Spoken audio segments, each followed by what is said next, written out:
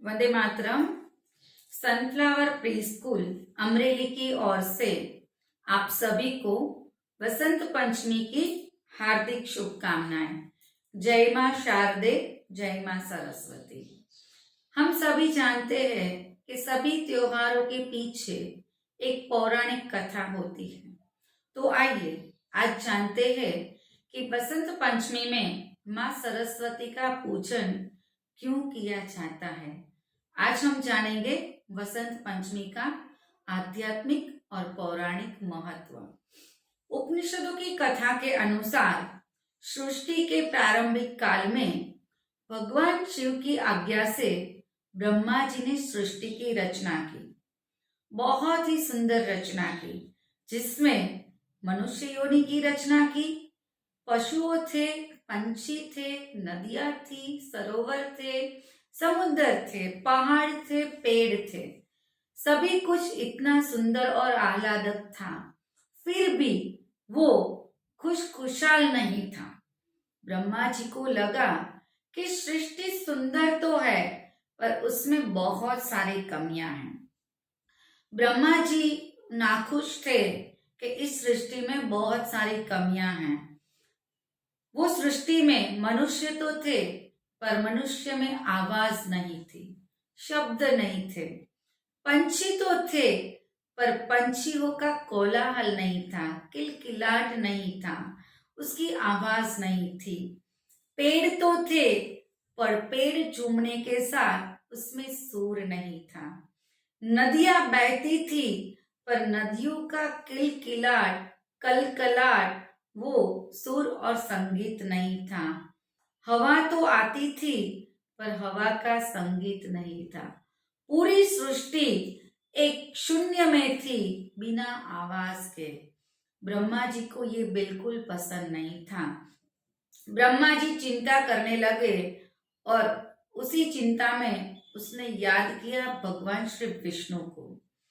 ब्रह्मा जी ने पूरे भक्ति भाव से भगवान विष्णु की आराधना की और भगवान विष्णु ब्रह्मा जी की आराधना से प्रसन्न होकर तत्काल ही हाजिर हुए। बोले कि बोले ब्रह्मा जी, क्या कार्य से हेतु से मुझे याद किया। ब्रह्मा जी ने बोला कि सृष्टि की रचना तो हो गई, पर उसकी पालना में ना तो शब्द है ना सुर है। भगवान श्री विष्णु ने तुरंत ही आदि शक्ति मां देवी दुर्गा का आह्वान किया। भगवान विष्णु ने की आराधना से प्रसन्न होकर माता आदि शक्ति दुर्गा देवी तुरंत ही वहां पे प्रकट हुए। मां दुर्गा को ब्रह्मा जी और विष्णु भगवान ने कहा कि सृष्टि की रचना तो हो गई है, पर सृष्टि में शब्द, सुर या कुछ भी नहीं है। मां दुर्गा ने तुरंत ही अपने शरीर से एक श्वेत प्रकाश प्रकट किया। वो श्वेत प्रकाश में एक देवी प्रकट हुई, जिसके एक हाथ में वीणा थी, दूसरे हाथ में पुस्तक थी। वो बहुत ही एकदम प्रकाशित देवी थी।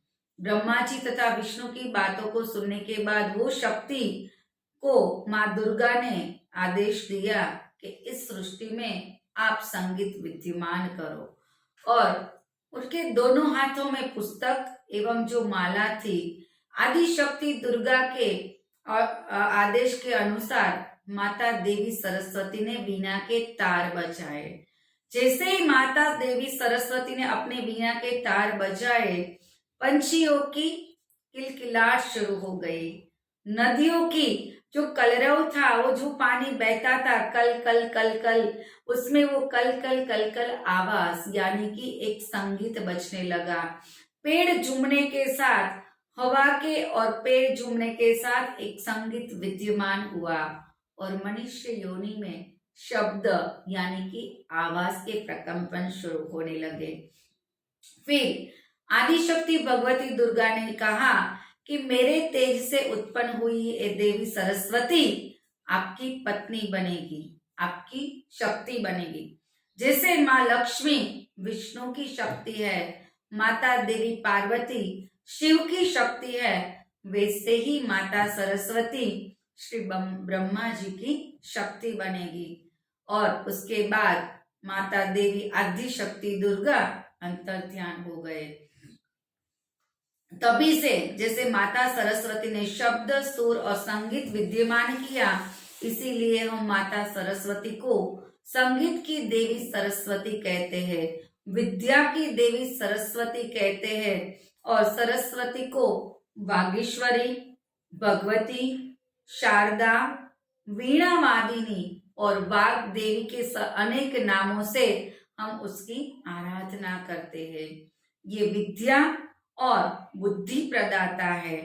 ये बुद्धि ऐसी प्रदान करती है जिसकी वजह से हमारे जीवन में सकारात्मक विचार यानी कि सकारात्मक सोच का प्रारंभ होता है, हमारे में संस्कार आरंभ होते हैं, हमारी विद्या प्रज्वलित और प्रकाशित और दिव्य विद्याएं हम ग्रहण कर सकते हैं। संगीत की उत्पत्ति होने के कारण वो संगीत की देवी भी है।